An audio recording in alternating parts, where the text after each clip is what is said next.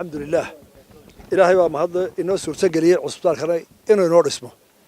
وحب ما هذا نقية بقادين مدن قف كستوكا قايب قاتي أرهن أدون مرق مال عدورو كقايب قاتينها وأوجا ما هذا قنوان وكبقادين هنا دردارن كعصبتار كيو حيل أوران لها أنت برا ساب كيو زور كيادين بينوغلن تهاي هل كأيديان باندجي هل مربان خضريا دخاتير تسومالي لان دخاتيرta Somaliland iyo gaar ahaan kuwa gobolka Sanaag ee waaya araga ah ee 20 sano Yurub iyo North America iyo Australia ka shaqeynayay ee imika ah ee caruurtoodina ka wada weynaatay ee meelaha ninku cidlimo fadhiya marka caynkaas ku dhacdo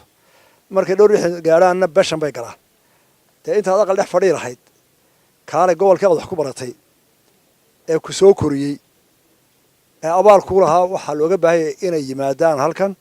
oo ay ka qayb qaataan cusbitaalka oo dhakhaatiirta daada yar ee imika aysan waayagnimo koriyaan farinta waxaan dirayaa dhammaan aqoonyahanka oo dhan Somaliland gaar ahaan dhakhaatiirta labada cusbitaalkan iyo laascaanoodba waa labada dhakhaat cusbitaal maanta ugu casrisan ugu qalab wanaagsan ugu dhismo wanaagsan Somaliland oo dhan marka inta lagu dadaalaan anigu u dirayaa inta suwayga inta barasaabka iyo xasana wargabayga meeshana ka tirsan deer ergaba isu tiriyay waanu aad badnaa bahalka anagu labaanaan tirin gabayga ergaba